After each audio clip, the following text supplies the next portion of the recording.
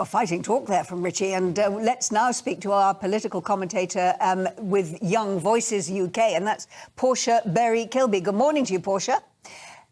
Good morning. Now, listening to that, I mean, that is fighting talk from Richie there, but what sort of reaction and support is he getting, do you think, from the other European leaders that were at that conference? Are they just as gung-ho about this as he is? Well, I think they are, but at the same time, the UK has been leading to some extent since Boris Johnson's very much zealous commitment to supporting Ukraine and the things that they need there. But I think what's particularly interesting is that he has called for European leaders to come together, double down, especially insofar as provision of fighter jets. And naturally, this is necessary because it's not simply the case of one country giving a jet over. Often the fighter jets aren't solely sovereign, so you do need other countries in support of providing them for those to be given. But of course, this is a long-term strategy, and you can't just drop off a plane and then expect things to be fine. The training of pilots, the maintenance of the jets themselves means that nothing will be happening anytime too soon with that. But the other tactics that are needed to support Ukraine are more important. Yeah, Portia, I think that's a key point that you brought up there. £2.1 billion has already been given last year. Talks of doubling down sound very expensive. And these jets cannot be deployed straight away, can they? This is more about the longer-term strategic protection of Ukraine. And in that case, it's actually the UK taking a more long-term and active role in security. And how will that go down, do you think, with Mr. Putin? Well, this is the real problem, isn't it? And as soon as the UK mentions the prospect of fighter jets, it's like, well, what extent are you actually not active in this war? The same for every European nation, right? They don't want to be actively involved, but the distinction between supporting and then actively supporting is, of course, becoming blurred.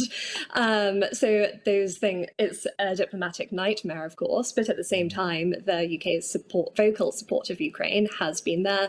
The financial backing has been there.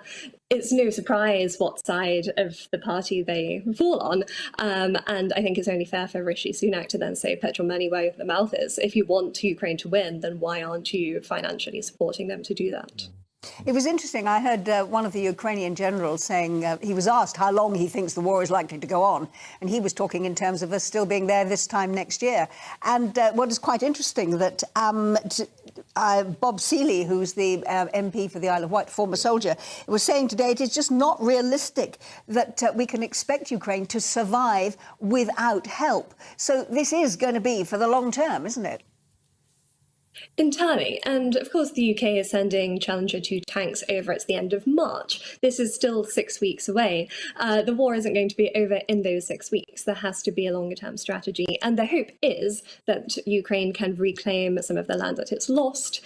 There's no kind of expectation that the war will be deemed over before that happens. Ukraine are going to go down fighting. So if they're not going to be able to not only hold Russia back, but also make progress to returning to the state they were in, then the war will be dragged out further and further. And I think the general consensus is that if you want the war to end, it's better to happen sooner than later.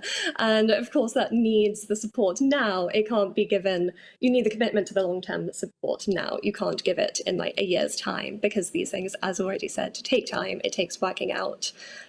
So at least Rishi Sunak has been vocal already, and the other states were. The US, of course, even said that they deem Russia to be guilty of crimes against humanity.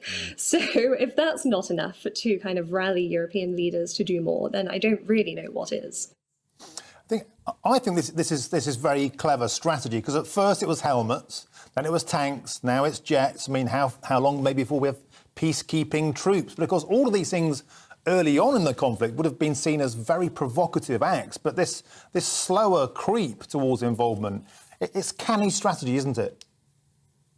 It is, and I think it's always, the response is it's not the UK or Europeans that are escalating this, it's the Russians, and this is therefore a proportionate response. And I think that's important, that it isn't seen that the UK is escalating things by sending in tanks or jets straight away, but it's in response to continued aggression from Russia. But it is a very fine line, isn't it, between us supporting them and actually sending our own troops there. And I'm sure that NATO, all those NATO countries that are bordering the Ukraine are very, very aware of that. But I wonder, Portia, you represent Young Voice UK. How anxious are young people that this is a war that is just going to continue and that before we know it, we're all going to be dragged into it one way and another, not just providing armaments, but actually having to step over the line and take a physical part in this war? Well, I think that's a very different question from where we are now. And I think the reality of it is, for better or for worse, there isn't exactly the appetite for full-out war amongst the British public, let alone Britain's young people. I think ask anyone and they're not going to say, oh, sure, I'll go and fight. And we're seeing in the army we have fewer soldiers than most years in recent history. So these things all are going to be a huge calculation. And there's obviously a massive escalation if we're talking about sending troops to Ukraine. And we've had Ben Wallace say over the past few days that we also need to focus on UK military and defence here at home. And the war in Ukraine has highlighted UK's vulnerabilities, and there needs to be more efforts from both the Prime Minister and the Treasury that the UK defence is in the position it should be.